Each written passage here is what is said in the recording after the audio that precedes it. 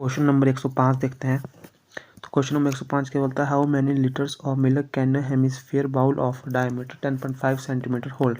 देखो जो हेमिस्फीयर होता है एक अर्धगोलाकार इस तरह का होता है, ठीक है। जैसे कि आपका कटोरा होता है, हाफ हेमिस्फीयर आपका कुछ कटोरा होता है उस जैसा दिखेगा। जैसा आपका कटोरा होता है ना, हाफ हेमिस्फीयर इस तरीके से दिखेगा। और फुल जब आप इसको इधर से भी बंद कर देंगे तो फुल इस तरीके से होगा। तो ये बोला कि how many litre of milk can be hemisphere bowl of diameter 10 centimetre hold. अच्छा, बोल रहा है कि how many litre of milk can hemisphere अर्धगोलाकार कटोरा, अर्धगोलाकार कटोरा जो डायमीटर 10.5 सेंटीमीटर का, कितना लीटर दूध, how many litre of milk can be hemisphere bowl of diameter hold, कितना लीटर दूध होल्ड करेगा जिसका रेडियस डायमीटर 10.5 सेंटीमीटर है, ऐसा हेमिस्फीयर। तो देखो सबसे पहले डायमीटर आपके पास 10.5 है, ठीक है। सेंटीमीटर यूनिट साथ में लिखने की आदत डाल दीजिए। आर रेडियस है 10.5 डिवाइड बाय 2, हाफ हो जाता है डायमीटर का रेडियस। वॉल्यूम ऑफ हेमिस्फीयर, ठीक है, वॉल्यूम ऑफ हेमिस्फीयर क्या होता है 2 divide by 3 pi r cube, ठीक है। 2 divide by 3 pi r cube, ये हो जाता है आपका वॉल्यूम ऑफ हेमिस्फीयर का, ठीक है। तो इसमें फॉर्मूले में डालेंगे 2 divide by 3 into 22 divide by 7 into r का क्यूब, मतलब 110.5 डिवाइड बाय 2 का क्यूब, ठीक है। अब क्या है, इसमें लीटर की बात की है तो हम इसको 1000 से भाग कर देंगे, ठीक है, इस तरीके से ये पूरी इक्वेशन बनती है। जब आप इसे सॉल्व करोगे पूरी इक्वेशन को सॉल्व करेगा, जो आपका आंसर बनेगा वो बनेगा 0.303 लीटर, ठीक है, ये आंसर बनेगा। तो आंसर है 0.303 लीटर, ए आंसर। अगले क्वेश्चन की तरफ बढ़ते हैं। Question number 106, if a triangle and parallelogram are on the same base and between the same parallels then the area of triangle is equal to। ये question same question देखिए, एक ही paper में दो बार ये क्वेश्चन आ गया। देखिए सेम क्वेश्चन यहाँ पे देखो, सेम क्वेश्चन है। If parallelogram and triangle are the same base and between the same parallel then ratio of area of triangle and the area of parallelogram is, इसका आंसर 1 डिवाइड बाय 2 था। तो 106 question जो है same question है, थोड़ी सी depth इसकी जो ये क्वेश्चन पूछने का तरीका थोड़ा सा बदल दिया है बस। If triangle and parallelogram are the same base and between the same parallel then the area of triangle is equal to, area of triangle of equal to क्या हो जाएगा, आपको पता है कि पैरेललोग्राम क्या होता है, पैरेललोग्राम होता है इस तरह। और जब आप इसके डायगोनल आते हैं बीच में तो पैरेललोग्राम क्या है, दो हिस्सों में बांट देता है। ट्रायंगल के दो ट्रायंगल बन जाते हैं एक पैरेललोग्राम में, ठीक है। तो इसका आंसर क्या होगा कि जो half of the area of a parallelogram, ठीक है, जो ट्रायंगल का एरिया होगा वो कितना होगा, half of the area of parallelogram. क्योंकि देखो जो पैरेललोग्राम है, जो आपका पैरेललोग्राम है वो कितने से, वो बनेगा 2 इंटू ट्राइंगल से, 2 ट्राइंगल से बनेगा ना, 2 ट्राइंगल से एक पैरेललोग्राम कितने से बनेगा, एक पैरेललोग्राम कितने से बनेगा, 2 ट्राइंगल से बनेगा, ठीक है। देन एरिया ऑफ ट्राइंगल क्या हो जाएगा 1 डिवाइड बाय 2 पैरेललोग्राम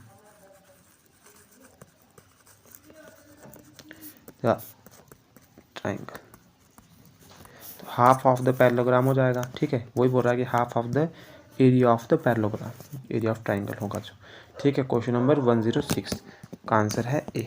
अगले क्वेश्चन की तरफ बढ़ते हैं। अगला क्वेश्चन है 107। अब 107 क्वेश्चन क्या बोलता है, ठीक है, 107 क्वेश्चन क्या बोलता है, इस क्वेश्चन को लास्ट में देखेंगे दोस्तों, क्योंकि ये क्वेश्चन में एनर्जी बहुत लगेगी और ये क्वेश्चन बहुत ही आसान क्वेश्चन है, परंतु इसमें समझने की कुछ चीज़ें हैं वो हम लास्ट में समझाएंगे आपको। आगे बढ़ते हैं, चलो अभी कर लेते हैं। ये क्या बोल रहा है, the 2 circle of radius 5 centimetre and 3 centimetre intersect at 2 point and distance between the centre is 4 centimetre in length and the common cord will be. ये क्या बोल रहा है, एक रफ डायग्राम बनाते हैं कि ए हमने एक सर्कल बनाया, ये हमने एक सर्कल बनाया, ठीक है, सर्कल बनाया जिसका रेडियस कितना है 5 सेंटीमीटर है। और हमने एक और सर्कल बनाया,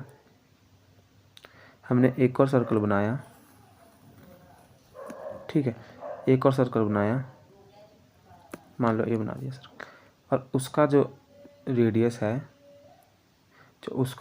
है, वो मान लीजिए 3 सेंटीमीटर है।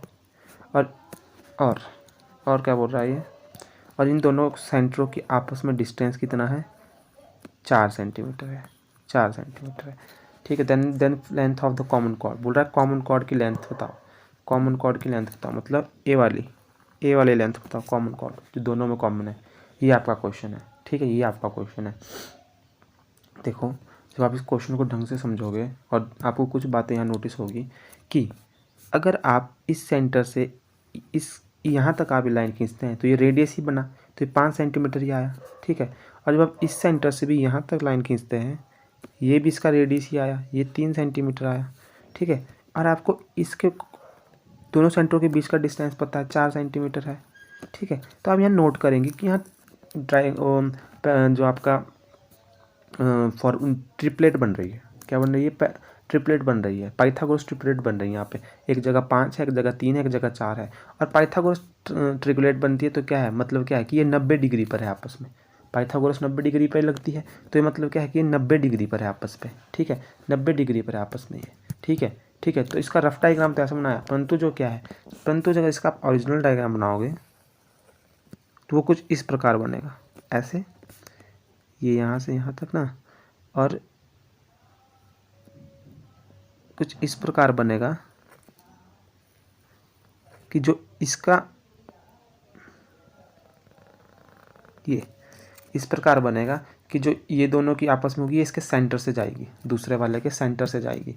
मतलब क्या है कि इसके और इसके सेंटर की डिस्टेंस कितना है 4 सेंटीमीटर, ठीक है। जो इस वाले का सेंटर है, इस वाले सर्कल का सेंटर है, ठीक है, वो कोड उसको काटते ही जाएगी, इस तरीके से काटती हुई जाएगी कोड। और हमारे को पता है कि इन दोनों के आपस में क्या 4 सेंटीमीटर है, यहाँ से लेकर 5 सेंटीमीटर है, और ये 3 सेंटीमीटर है, ठीक है, 3 सेंटीमीटर है। यहाँ से तब आपको क्या पता लग गया कि ये तो 3 सेंटीमीटर है, तो नीचे वाली कितनी सेंटीमीटर होगी। तो आपको पता है कि अगर ये 3 सेंटीमीटर है, ठीक है, तो अगर ये 3 सेंटीमीटर है, तो यहाँ से अगर यहाँ तक इस सर्कल का रेडियस हुआ, तो यहाँ से यहाँ तक भी इसका रेडियस होगा, तो ये भी 3 सेंटीमीटर होगी। और दो टोटल कॉर्ड कितनी आ जाएगी आपकी, 3 + 3 6 सेंटीमीटर आ जाएगी। नॉर्मल सा क्वेश्चन है, ठीक है। अगर आपको इसको पूरा एक मेथड से करना है, आपको ऐसे समझ नहीं आ रहा है, तो देखिए तब हम किस तरीके से करेंगे। देखो तब भी एक रफ डायग्राम बनाना पड़ेगा आपको। मान लीजिए रफ डायग्राम बना लीजिए, ठीक है, रफ डायग्राम बना लीजिए। और मान लीजिए यहाँ से यहाँ तक इसका डिस्टेंस 5 सेंटीमीटर है, ठीक है। आपने एक सर्कल बनाया, ये इससे, ठीक है, इस सर्कल से यहाँ तक का डिस्टेंस 3 सेंटीमीटर है, ठीक है, क्योंकि ये इसका रेडियस हुआ, ठीक है। और इन दोनों सेंटरों का डिस्टेंस आपस में 4 सेंटीमीटर है, ठीक है। और हमें फाइंड क्या करना है, फाइंड करनी है हमें ये फाइंड करनी है, ठीक है। यहाँ से लेके यहाँ तक का 5 सेंटीमीटर, यहाँ से लेके यहाँ तक का 3 सेंटीमीटर, और इसका कॉमन का 4 सेंटीमीटर। अब अगर आपने यहाँ से यहाँ तक के डिस्टेंस खींच दिया, तो ये रेडियस ही है इसका, तो ये भी 5 सेंटीमीटर होगा, ये 5 सेंटीमीटर होगा। और अब जब यहाँ से यहाँ तक खींचोगे तो ये 3 सेंटीमीटर होगा, ठीक है। तो इससे हमें क्या पता लग गया, इससे हमें एक चीज़ पता लग गई कि ये 3 सेंटीमीटर है, ये 5 सेंटीमीटर है, 3 सेंटीमीटर है, और दोनों सेंटरों के बीच की दूरी 4 सेंटीमीटर है। अब आपको क्या करना पड़ेगा इसमें, अब आपको सपोज करना पड़ेगा। क्या सपोज करना पड़ेगा आपको इसमें, आप मान लो कि यहाँ से लेके यहाँ तक का डिस्टेंस, जो यहाँ से लेके यहाँ तक का डिस्टेंस आपने मान लिया x है, ठीक है, ठीक है, मान लिया कितना x है, और टोटल तो आपको पता है 4 है, ठीक है। तो ये वाला डिस्टेंस कितना हुआ, ये वाला डिस्टेंस कितना हुआ, तो ये वाला डिस्टेंस कितना हुआ, ये वाला हुआ 4 माइनस एक्स, 4 माइनस एक्स हो गया, ठीक है, 4 माइनस एक्स हो गया। अब क्या करोगे आप, अब आप कुछ नहीं करोगे, ये जो आपका ये वाला ट्राइंगल है, ठीक है, तो ये वाली ट्राइंगल है, ये वाली ट्राइंगल है, ठीक है, इसकी पाइथागोरस थ्योरम लीजिए, पाइथागोरस थ्योरम से इसका क्या है, बेस फाइंड कर लीजिए। तो जैसे आप करोगे तो ये आएगा 5 का स्क्वायर माइनस, देखो इसका जो बेस है वो x है, बेस कितना है, x है, तो x का स्क्वायर, ठीक है, इक्वल टू x का स्क्वायर इक्वल टू ये आ गया आपका परपेंडिकुलर का स्क्वायर, ठीक है। और जो दूसरी ट्राइंगल है, जो ट्राइंगल ये वाली आई, अब ये वाली आई जो, इसका भी निकाल लीजिए। तो इसका क्या है, परपेंडिकुलर का स्क्वायर, ठीक है, परपेंडिकुलर का स्क्वायर, क्योंकि मैं परपेंडिकुलर पता नहीं है ना इसके, ठीक है। और आपका जाएगा हाइपोटेन्यूस, आ जाएगा 3 का स्क्वायर माइनस, और ये आ जाएगा आपका 4 माइनस एक्स का स्क्वायर। इसको सॉल्व कीजिए, परपेंडिकुलर का स्क्वायर 3 3 9 माइनस 4 चौके 16 प्लस एक्स स्क्वायर माइनस 4 दूनी 8 एक्स, जैसे, ठीक है। तो ये सॉल्व करोगे आप तो पी का स्क्वायर, इनको ब्रैकेट खोल दीजिए इसके, तो आ जाएगा 9 और 4 से 7 आ जाएगा, माइनस 7 आ जाएगा, minus x square minus 8 x आ जाएगा, माइनस 8 एक्स आ जाएगा, ठीक है। तो एक इक्वेशन ये आ गई आपके पास, एक इक्वेशन ये आ गई आपके पास। दोनों को सॉल्व कीजिए, दोनों को सॉल्व करोगे, दोनों को सॉल्व कैसे करो, दोनों को एक दूसरे के इक्वल ले लीजिए, क्योंकि ये भी पी का स्क्वायर है, ये भी पी का स्क्वायर है, दोनों को कंपेयर कर लीजिए। तो एक्स का स्क्वायर 5 का स्क्वायर माइनस एक्स का square is equal to minus 7 minus x का स्क्वायर माइनस 8 एक्स, ठीक है। ये आ गया, ये आ गया। तो अब मुझे मिटाना ही पड़ेगा,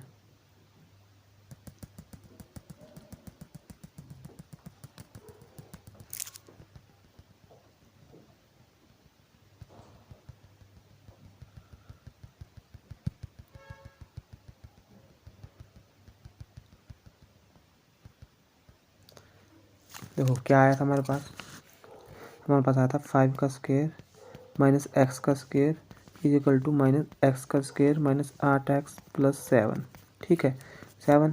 तो 5 5 25, ये मैंने ब्रैकेट माइनस बाहर ले लिया कॉमन, 5 5 25 माइनस एक्स स्क्वायर, फिर से अंदर ले लो एक्स स्क्वायर प्लस 8 एक्स, ठीक है, माइनस 7। इसको सॉल्व करो तो आ जाएगा 25, इसको इधर ले जाओ, 7 को, 7 इधर आ गया, ठीक है। इससे ये कट जाएगा, इससे ये कट जाएगा पूरा, तो आपके पास क्या बचता है 8 x, 25 2 32 32 8 x, x is equal to 32 into 8, 8 चौके 32, मतलब एक्स की वैल्यू आ गया आपके पास, शिफ्ट एक्स की वैल्यू आ गया आपके पास 4, एक्स की वैल्यू आ गया आपके पास 4। तो देखो जो हमने डायग्राम बनाया था ये था, ठीक है, ये था, ये इसका सेंटर था, ये यहाँ तक इसका सेंटर था, देखिए यहाँ तक इसका सेंटर था, यहाँ तक इसका सेंटर था, ठीक है। यहाँ से लेके यहाँ तक आपका 5 था, यहाँ से लेके यहाँ तक आपका 3 था, और दोनों सेंटरों का डिस्टेंस 4 था, ठीक है, 4 था। और जो यहाँ हमने x माना था, ठीक है, ये माना था हमने x, इसके बीच का डिस्टेंस x माना था, और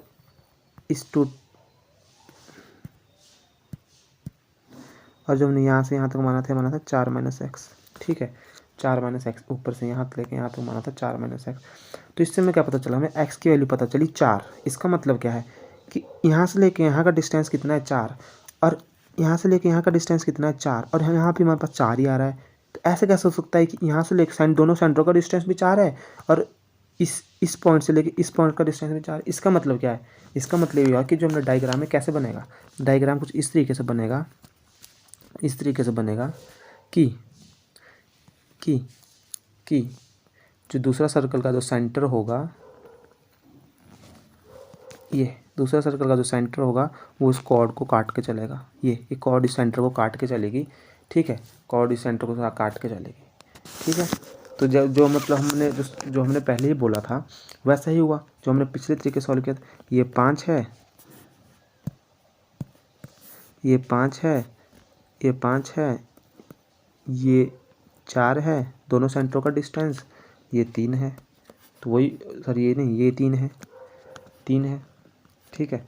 तो ये हमारा ट्राइंगल बन गया, ये ट्राइंगल बन गया, ठीक है। वही बात हुई, वही बात हुई, समझ आ रही बात आपको? तो अगर हम अपने ही क्वेश्चन की तरह करें जहाँ हमारी एक्स की वैल्यू भी 4 आई थी, और जब एक्स की वैल्यू आप जो अपने इक्वेशन निकाली थी 5 का स्क्वायर माइनस एक्स स्क्वायर, ठीक है, 5 का स्क्वायर माइनस एक्स स्क्वायर वाली इक्वेशन निकाली थी जो आपने, ठीक है, उसमें जब आप इन वैल्यू को डालेंगे पी का स्क्वायर, ठीक है, तो भी आपका कैसे आएगा, 5 5 25 एक्स का स्क्वायर 5 5 25, जो आपका एक्स के लिए 4 है इसे एक्स के लिए 4 में डाल दीजिए, प्लस में आ जाएगा, माइनस में आ जाएगा, ये 4 चौके 16, माइनस में आ जाएगा 4 चौके 16, तो एक्स का स्क्वायर 9, एक्स की वैल्यू जाएगा बस 3, एक्स की वैल्यू कितना जाएगी 3, तो मतलब ये वैल्यू आएगी 3, एक्स की वैल्यू आएगी 3, और नीचे एक्स फिर से, तो ये क्या है, दोनों डिस्टेंस सेम ही होंगे, तो ये आ जाएगा 2x, तो 2 × 3, तो ये आ जाएगा 6 आंसर आ जाएगा आपके पास, तो 6 आंसर। देखिए आप किसी भी तरीके से कीजिए, आंसर आपका 6 ही आएगा। क्वेश्चन समझने की जरूरत है, 1-2 बार वीडियो को जरूर देखिए। चलते हैं अगले क्वेश्चन की तरफ। 108 the square root of 256 will be. देखो आपको पता है कि 256 विल इसका स्क्वायर क्या होगा, आपको पता है कि जो 256 है, अगर आप असलियत में देखें तो 256 है वो किसका आता है, 6 का 6 का 36, 6 कम 6 9, 1 6 का 6 का 1 1 कम 1 6 5 1 256, 16 का, तो ये किसका आएगा 1.6 का, 256 इसका पॉइंट में है, पॉइंट 100 नीचे उतार दो, का अंडर रूट ले लो, ये 16 आ जाएगा, ये 10 आ जाएगा, तो इसको करोगे सॉल्व 1.6 आ जाएगा, ए आंसर 1.6। अगले क्वेश्चन की तरफ बढ़ते हैं।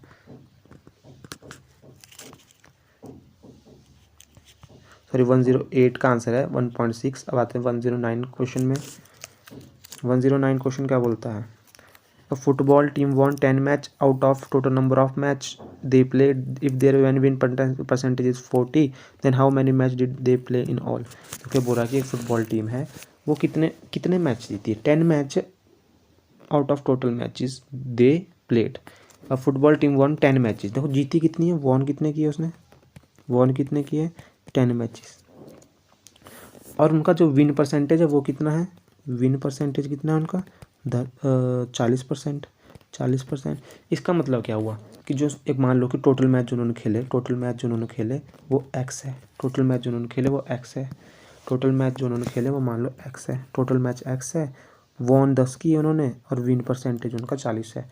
तो आप बोल सकते हो कि जो 40% ऑफ एक्स है वो कितना है 10 है, ये बोल रहे हैं ना ये कि जो टोटल मैच है उसका 40% कितना है 10 है, क्योंकि ये विन परसेंटेज है ये, तो 40% of x is 10, 40 × 100 × x divide by 10, x is equal to 10 × 100 divide by 40, ठीक है। इस तरीके से इस जीरो से ये जीरो काट दो, 2 दूनी 4, 2 5 10, 5 आ गया, 2 5 10, 5 आ गया, ठीक है, 5 5 25 बन रहा है ये, तो ये आ गया 25। कितने मैच खेले थे उन्होंने 25। अगले क्वेश्चन की तरफ बढ़ते हैं। अ man got a 10% increase his salary, ठीक है, एक आदमी के वेतन में 10% की वृद्धि होती है। If new salary is 1,54,000 1,54,000 then his original salary was, बोला ओरिजिनल सैलरी कितनी होगी उसकी, सिंपल सा क्वेश्चन है। देखो a man got 10% increase his salary, if new salary is कितनी बोल रहा है न्यू सैलरी कितनी है, 1,54,000। ठीक है, new salary is 1,44,000 then his original salary will be. देखो सिंपल सा क्वेश्चन है, कोई रॉकेट साइंस नहीं है इस क्वेश्चन में। देखो पहले तो ये पता होना चाहिए आपको कि इंक्रीज़ कितनी हुई सैलरी, इंक्रीज़ कितनी हुई 10%। ठीक है 10%। और जो न्यू सैलरी बनी वो कितनी बनी 1,54,000। ठीक है 1,54,000। हमने मान लिया कि जो उसकी ओल्ड सैलरी थी वो एक्स थी। हमने मान लिया जो उसकी ओल्ड सैलरी थी एक्स थी। ठीक है, और इंक्रीज़ हुआ इस एक्स में 10% का, इंक्रीज़ 10% ऑफ एक्स। तो कितना आ गया 10% ऑफ 10/100 इंटू एक्स, 10 था तो आ गया एक्स डिवाइड बाई 10। ठीक है 10% आ गया, इंक्रीज 10%। जो बस इसकी जो हमने मान लिया कि इसकी जो ओल्ड सैलरी थी वो एक्स है और उसमें इंक्रीज़ कितना लगा 10% का लगा, तो ये बन गया एक्स डिवाइड बाई 10। ठीक है, तो हमने टोटल सैलरी निकालनी है इसकी, टोटल सैलरी तो एक्स जो उसकी ओल्ड सैलरी थी प्लस जो इंक्रीज़ हुआ एक्स डिवाइड बाई 10, उनको प्लस किया और ये किसके बराबर आएगा, जो उसकी न्यू सैलरी है 1,54,000 ले लिया। इनका एलसीएम लिया तो ये आ गया 11x10 = 154,000। इससे इसको इधर ले जाइए, 10 गुना में आ जाएगा इसमें और 11 आ जाएगा आपका डिवाइड में। ठीक है 11 आ जाएगा डिवाइड में, तो 11 एकम 11, 4 11 4 44, 1 2 3। ठीक है, तो ये आ गया 1 1 3 0 और 1 10 की 0 4 0। ठीक है 4 0, तो आ गया इकाई दहाई सैकड़ा हज़ार 10,000 लाख, 1,40,000 आ गई आपकी। ठीक है 1,40,000 आ गई। ठीक है, एक इस तरीके से कर सकते हैं। और एक शॉर्टकट तरीका क्या है कि 10% इंक्रीज हुई इसकी सैलरी, तो मान लो उसकी ओरिजिनल सैलरी कितनी है 100% है। ठीक है, न्यू सैलरी कितनी बन गई 10% इंक्रीज होगी तो 110% बन गई, 110% बन गई न्यू सैलरी इसकी। न्यू सैलरी कितनी बन गई 10%, 110% बन गई। तो 110% ऑफ एक्स जो उसकी ओल्ड सैलरी थी, 110% of x is equal to 1,54,000। ठीक है, निकालो, एक्स इधर रहने दो, 1,54,000 गुना 100 डिवाइड बाई 110। ठीक है, इस 0 से ये 0 काटो, 11 एकम 11, 11 चौके 44, 0 0 0। अब इससे गुना कर दो तो 1,40,000। Same answer. देखो इतना शॉर्ट में था, क्वेश्चन को समझो। अगला क्वेश्चन चलते हैं। ठीक है, अगला क्वेश्चन क्या है कि general solution of differential equation is, इसके जनरल सॉल्यूशन क्या होंगे। देखो क्वेश्चन में कुछ नहीं है, जनरल सॉल्यूशन इसकी इंटीग्रेशन कर लो। ठीक है, dy dx डिवाइड ex, इसको आप तोड़ सकते हैं ey इस तरीके से, क्योंकि ये प्लस में है इसकी पावर्स, तो ये इस तरीके से टूट सकते हैं। ठीक है, अब क्या करो, अब देखिए ई, ठीक है ई वाई है, ठीक है ई वाई है, जो आपका डी वाई को इधर ही रहने दीजिए और ई वाई को उसके नीचे ले जाइए, ई वाई, और ई एक्स को इधर लेने दीजिए और डी एक्स को उसके साथ ले जाइए, इस तरीके से, इस तरीके से। ठीक है, अब क्या करिए, अब क्या कीजिए, आप इस तरीके से लिख सकते हैं ई वाई को ई माइनस वाई ऊपर लेके जब आप इसे लिख सकते हैं। ठीक है, और ई एक्स डी एक्स, अब आप इसकी इंटीग्रेशन करोगे, जब आप इसकी इंटीग्रेशन करोगे तो आपके पास क्या आएगा, देखो जब इसकी इंटीग्रेशन करोगे तो इसकी इंटीग्रेशन करोगे तो माइनस ई माइनस वाई। ठीक है, ई माइनस वाई। ठीक है, और जो ई एक्स की करोगे तो आ गया ई एक्स प्लस कॉन्स्टेंट वैसे रहेगा। अब इसको अरेंज कीजिए तो ये आ जाएगा आपका e x plus e y. ठीक है, e minus y is equal to c, तो ये आंसर आ रहा है आपका ए। आंसर क्या आ रहा है ए। ठीक है, अगले क्वेश्चन की तरफ बढ़ते हैं।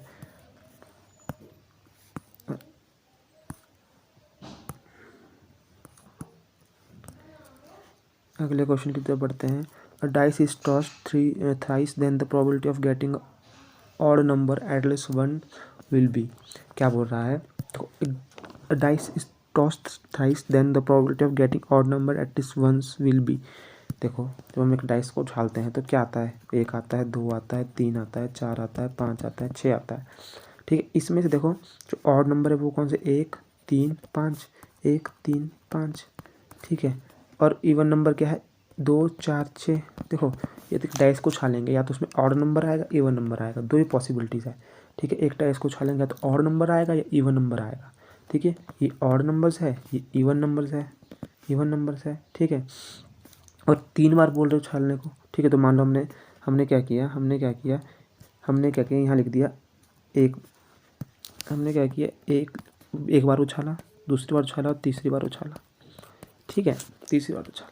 देखो जो ऑड नंबर है हम उसको ओ से लिखेंगे और इवन को ई से लिखेंगे। तो मान लो कि तीनों बार ही आपका ऑड नंबर आ गया, आपने एक डाइस को उछाला तो तीनों बार ही ऑड नंबर आ गया। इसको आप सीख के समझ सकते हैं। अब आपका इसमें 6 वैल्यूज़ नहीं है, इसमें ऑड और इवन में आपने इसको डिवाइड कर दिया। ठीक है, डाइस में पहले होता था कि 6 या तो 1 आ रहा है 2, वैसा नहीं है अब, या तो ऑड आ रहा है या इवन आ रहा है। ठीक है, ऑड में क्या है, 1 3 5 है तो हम बोल देंगे ऑड है, और 2 4 6 है तो हम बोल देंगे इवन है। सिंपल सी बात। अब इसके 6 पॉसिबिलिटीज़ नहीं रहेगी एक डाइस को छानने पे, 2 रहेगी, या तो ऑड या तो इवन। ठीक है, जैसे हम सिक्के को छालते थे। ठीक है, तो हमने पहली बार उछाला तो पहली बार उछाले तीनों सिक्के, 3 बार डाइस को उछाला तो एक बार ऑड आ गया, दूसरी बार ऑड आ गया, तीसरी बार ऑड आ गया। ठीक है, दूसरी बार बोल दिया तो इवन आ गया, ऑड आ गया, ऑड आ गया। ठीक है, कितनी पॉसिबिलिटीज़ बन सकती हैं, 0, इवन आ गया, ऑड आ गया, ऑड आ गया, ऑड आ गया, इवन आ गया, ऑड आ गया। ठीक है, ऑड आ गया, ऑड आ गया, इवन आ गया, इवन आ गया, इवन आ गया, ऑड आ गया, ऑड आ गया, इवन आ गया, इवन आ गया, इवन आ गया, ऑड आ गया, इवन आ गया, और लास्ट में क्या, इवन इवन और इवन भी आ सकता है। 1 2 3 4 5 6 7 8। ठीक है, 8। तो मतलब क्या बन रहा है इसमें कि 8 टोटल आउटकम्स है, कि 8 बार 8 या तो 8 पॉसिबिलिटीज़ है इसकी। ठीक है, और उसमें से एट लिस्ट ऑड नंबर। तो देखो यहाँ तो, और एटलीस्ट का मतलब क्या है कि एक बार तो ऑड आना ही चाहिए, एक बार तो ऑड आना चाहिए, एक से ज़्यादा बार आ सकता है। देखो यहाँ तो तीनों बार ही ऑड है तो ये तो काउंट हो गया, ये भी 2 बार ऑड है, यहाँ भी 2 बार ऑड है, यहाँ भी 2 बार ऑड है। एट लिस्ट क्या है, एट लिस्ट वंस, तो ए भी काउंट होगा, ए भी काउंट होगा, ए भी काउंट होगा, ये काउंट नहीं होगा क्योंकि उसमें तीनों बार इवन है। तो मतलब क्या है, 7/8 आया इसका। ठीक है, 7/8 आया। तो टोटल आउटकम कितने, 8 है, और पॉसिबिलिटी कितनी है, 7 बार आने की है। 7 बार हमारा क्या है, और एक बार तो आ ही रहा है एटलीस्ट, तो 7/8 हुआ इसका आंसर। इसको आप सिक्के की तरह समझ सकते हैं। अभी से आप डाइस की तरह मत देखिए, या देखिए इसमें तो ऑड है या तो इवन है, 2। अगर आप डाइस को उछालोगे तो ऑड आएगा या तो इवन आएगा, और हमारे को पता है कि 2 ही पॉसिबल आउटकम्स है। ठीक है, 2 ही है, और हम कितनी बार उछाल रहे हैं उसको, 3 बार उछाल रहे हैं, तो 2 की पावर 3, तो 2 गुणा 2 गुणा 2, 2 चौके 2 दूनी 4, 4 दूनी 8, तो मतलब 8 टोटल आउटकम्स है इसके। और जो पॉसिबल आउटकम्स कितने आए, 7 आए, क्योंकि क्या सब में ही एक बार तो ऑड आ रहा है सिवाय इस कंडीशन के अलावा, जिसमें तीनों बार ही बना रहा है। ठीक है, तो 7/8 इसकी पॉसिबिलिटीज़ है। अगले क्वेश्चन की तरफ बढ़ते हैं। क्वेश्चन नंबर 114 क्या बोल रहा है, the equation of the ellipse with vertex ±5 0 and foci ±4 0। ठीक है, तो ये बोल रहा है कि इक्वेशन ऑफ इलिप्स है ये विच वर्टिसेस दी है इन्होंने और फोकाई दी है। देखो जो हम जनरल फॉर्म होती है फोकाई की, जो जनरल फॉर्म होती है फोकाई की, उसे हम कैसे लिखते हैं, जैसे ±4 0 है ना, तो इसको कैसे लिखते हैं, ये होती है इसके जनरल फॉर्म ±AE.0। ठीक है, तो यहाँ से आप इस जनरल के साथ इसको कंपेयर करोगे तो यहाँ से हमारे को क्या है, यहाँ से हमें AE की वैल्यू मिल रही है 4। ये आ गई हमारी फर्स्ट इक्वेशन। ठीक है, अब देखो वर्टिसेस है तो ±5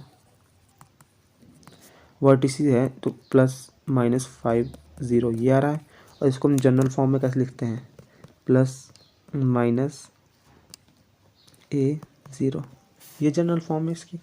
ठीक है, अब इसको कंपेयर करोगे इससे तो आपका A की वैल्यू आ जाएगी 5। ये आ गया आपकी दूसरी इक्वेशन। ठीक है, और जब आप इन दोनों इक्वेशनों को सॉल्व करेंगे, इक्वेशन 1 एंड 2, तब क्या मिल रहा है आपको, देखो यहाँ से क्या है, ए की वैल्यू 5 है तो इसमें भर दो A की वैल्यू 5। ठीक है, A = 4 है, इसमें A की वैल्यू भर दो जो 5 है हमारे पास। ठीक है, भर दो, तो ए की वैल्यू 5 भरी तो ए इज इक्वल टू 4 आ गया, और ई को धीरे रखो 4/5 आ गया, 4/5 आ गया, ई की वैल्यू 4/5 आ गई। ए की आपके पास बन गई तीसरी इक्वेशन। ठीक है, ये बन गई तीसरी इक्वेशन। अब आपको इसमें क्वेश्चन में कुछ नहीं करना है, आपको ए की वैल्यू मिल गई, ई की वैल्यू मिल गई। ठीक है, ए की वैल्यू मिल गई, आपको ई की वैल्यू मिल गई।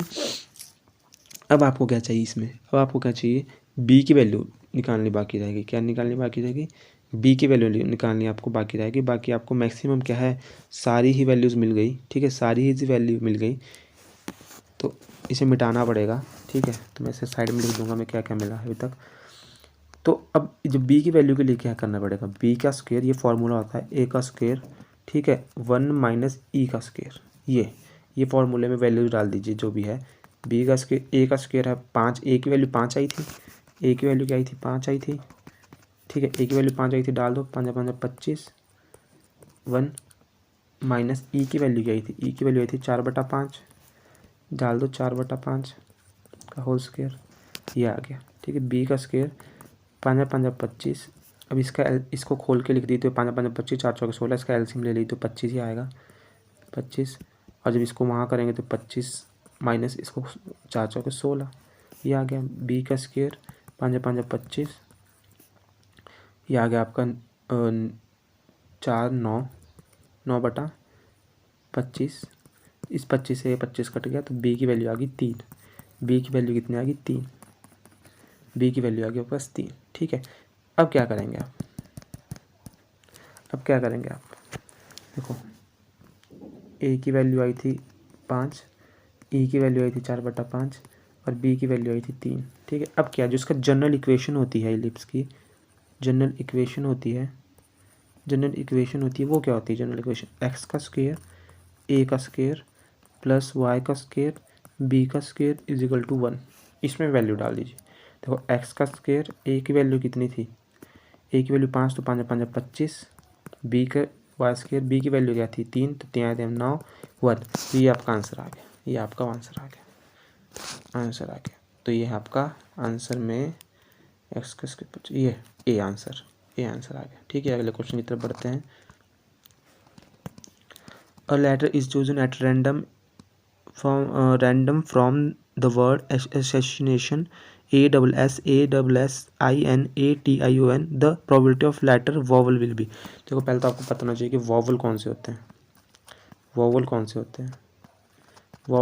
वॉवल होते हैं आपके A E I O U, AEIOU। ठीक है, तो ये क्या बोल रहा है कि प्रोबेबिलिटी ऑफ लेटर वॉवल की प्रोबेबिलिटी। अब हम इसमें टोटल देखेंगे कि टोटल है कितने। हमारे पास प्रोबेबिलिटी का फॉर्मूला हो गया था पॉसिबिलिटी। ठीक है, पॉसिबिलिटी कितनी है और आ जाता है टोटल आउटकम्स, टोटल। ठीक है, तो हम क्या देखेंगे, पहले देखेंगे हम टोटल कितने शब्द है इसमें, 1 2 3 4 5 6 7 8 9 10 11 12 13। ठीक है, 13 टोटल है। टोटल कितने हैं, 13। और वॉवल देखेंगे, वॉवल कितने हैं, एक वॉवल होता है। ठीक है, दूसरा वॉवल ए है, तीसरा वॉवल आई है, चौथा वॉवल ए है, पांचवा वॉवल आई है, छठवां वॉवल ओ है। ठीक है, 6 वॉवल है। ठीक है, तो इसका प्रोबेबिलिटी क्या आ गई, 6/13। 6/13 पॉसिबिलिटी एंड टोटल। ठीक है, तो प्रोबेबिलिटी क्या आ गई 6/13, ए आंसर। अगले क्वेश्चन की तरफ बढ़ते हैं। 116 ए हमारे पास इक्वेशन दी है, इसका बताइए कि किसके बराबर होगी, ये किसके बराबर होगी। तो देखिए जो इसका राइट आंसर है वो है आंसर सी। ये फॉर्मूला होता है, इसे याद कर लीजिएगा। सॉल्व करने इतना टाइम नहीं होता पेपर में कि आप इसे सॉल्व करने लग जाएं। इसका फॉर्मूला ये होता है सिंपल सा कि n+1। ठीक है, या तो इसको आपको ऐसा सकता है कि n का स्क्वायर लग 2 का इसका स्क्वायर लग और 4, इस तरीके से भी आ सकता है आपको ये। ठीक है, या तो आपका आएगा n+1 डिवाइड बाई 2 का होल पावर 2, इस तरीके से। तो इसका आंसर सी है। अगले क्वेश्चन की तरफ बढ़ते हैं। ये क्या बोल रहा है कि a wheel make 360 revolution 1 minute through how many radians does it turn seconds. अच्छा जी, क्वेश्चन क्या है कि 1 मिनट में कितना कर रहा है ये। पहले तो 1 मिनट में कितने रेवोल्यूशन कर रहा है, 1 मिनट में कर रहा है, फिर मैं 360, 1 मिनट में कर रहा है 360, ठीक है, एक रेवोल्यूशन कर रहा है 360। अब 1 मिनट में कितने 1 मिनट में 360 कर रहा है, ठीक है। अब आपको ये पता चले कि 1 मिनट में कितने सेकंड होते हैं, 60 सेकंड होते हैं, 60 सेकंड होते हैं, 60 सेकंड होते हैं, मतलब 60 सेकंड में कर रहा है 360। Then how many ready return in the 1 second, 1 second कितने रेडी में आपको कौन बनाएगा 1 सेकंड में। तो इसका 1 सेकंड निकाल लीजिए, यहाँ 1 सेकंड, ठीक है। 60 को परे ले जाइए, 360 डिवाइड बाय 60, 0 0 छिका छिका 36। 1 सेकंड में कितने रेवोल्यूशन कर रहा है, 6 रेवोल्यूशन कर रहा है, 6 रेवोल्यूशन कर रहा है, 1 सेकंड में आगे 6 रेवोल्यूशन कर रहा है, ठीक है। और हमारे को पता है कि एंगल इन 1 रेवोल्यूशन में कितना एंगल बनता है। जब एक रेवोल्यूशन, आपको पता है कि जब आपका टायर घूमेगा और पूरा टायर पूरा घूम लेगा तो 360 का बनाएगा, तो 2 पाई लिख दो, 2 पाई, 2 पाई, तो ठीक है। एंगल तब एंगल एंगल इन 1 रेवोल्यूशन में कितना बनाएगा, कितना बनाएगा, जो आपकी यही है कितनी है, ये 6 है ना, 6, 1 सेकंड में 6 रेवोल्यूशन कर रहा है, और एंगल कितना बना रहा है 1 रेवोल्यूशन में 2 पाई, तो इसको गुणा करेंगे तो 6 दूनी 12, 12 पाई, 12 पाई, 12 पाई, सी आंसर इसका। क्वेश्चन नंबर 118 पढ़ते हैं दोस्तों। इसमें इस क्वेश्चन को सॉल्व करना है। क्वेश्चन कुछ नहीं है, देखो 10 को आप कैसे तोड़ सकते हो, 5 की पावर 4, ठीक है, 5 की पावर 4 इंटू 2 की पावर 4, 5 दूना 10 होता है, तो इस तरह लिख सकते हैं आप इसे। 3 की पावर 3 को ऐसे लिखिएगा इंटू 16, ऐसे ही आ गया। 6 को कैसे लिख सकते हैं, 2 की पावर 5, 2 3 6 होता है, तो 3 की पावर 5, ठीक है, इंटू 5 की पावर 6। अब देखो 2 की पावर 5 से 2 की पावर 4 काटो, तो यहाँ 2 की पावर 1 बच जाएगा, मतलब 2 बच जाएगा। 3 की पावर 5 से 3 की पावर 3 काटो, यहाँ तो 3 की पावर 2 बच जाएगा। 5 की पावर 6 से 5 की पावर 4 काटेंगे, तो इसमें से 5 की पावर 2 नीचे बच जाएगा, ठीक है। तो ऊपर वाला 16 बच गया, नीचे बच गया 2 गुणा 3 3 9 इंटू 5 5 25, ठीक है। तो 2 एकम 2, 2 8 16, 8, ठीक है, 8। अब यहाँ बच गया 8 डिवाइड बाय 9 इंटू 25, ठीक है, ठीक है। तो ये आपका 8 इंटू 9 इंटू 25, तो इसको 25 ना है 225, तो आ गया 225, 8 डिवाइड बाय 225, 225, 8 भाग 200, ठीक है। 8 डिवाइड बाय 225, बी आंसर। अगला क्वेश्चन क्या है, सिंपलेस्ट फॉर्म बताइए इसकी। देखो सिंपलेस्ट फॉर्म क्या होती है कि ये जो है इसको सिंपलेस्ट फॉर्म में लिखिए, तो इसका पहले एलसीएम ले लीजिए, 3 6 और 4 का एलसीएम ले लीजिए, ठीक है। 3 6 4 का एलसीएम ले लीजिए, 2 3 2 3 2 दूनी 4, 3 3 3 2 एकम 2, 3 3 दूना 6, 6 दूनी 12, एलसीएम आ गया 12, ठीक है, एलसीएम आ गया 12, 12 आ गया। तो हमें क्या है, इन तीनों को आप 12 से गुणा कर दीजिए, 12 से गुणा कर दीजिए, 12 divide by 3 ratio 12 divide by 6 ratio 12 divide by 4। देखो 3 चौके 12, ये 4 आ गया, 6 दूनी 12, ये 2 आ गया, 4 3 12, 4:2:3, 4:2:3, आंसर है ए इसका, 4:2:3। क्वेश्चन नंबर 120 लास्ट क्वेश्चन है। तो इसमें क्वेश्चन में कुछ नहीं बोला है, इस क्वेश्चन में बोला है कि जब when x plus 1 divide by x is equal to 3 then the value of x का cube plus 1 divide by x cube will be. देखो तो आप क्या कर सकते हैं, x प्लस 1 बाई एक्स का क्यूब ले लीजिए, ये वाले का क्यूब ले लीजिए। तो इसका क्यूब का फार्मूला क्या होता है फार्मूला क्या होता है, आपको फार्मूला पता होना चाहिए। चलो मैं साइड में पहले फार्मूला ही लिख देता हूँ, ए का क्यूब, ठीक है, ए इसका फार्मूला क्या होता है, ए प्लस बी का क्यूब, ए का क्यूब प्लस बी का क्यूब प्लस 3ab ए प्लस बी, ठीक है, ए प्लस बी, ये इसका फार्मूला है, ठीक है। अब कुछ नहीं है, फार्मूले में डालिए x प्लस 1 बाय एक्स का क्यूब ठीक है। तो एक्स का क्यूब प्लस 1/x का क्यूब,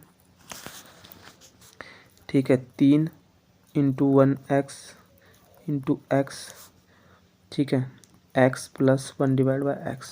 देखो देखो ये बन गया, ये पूरा बन गया। तो इसे सॉल्व करते हैं।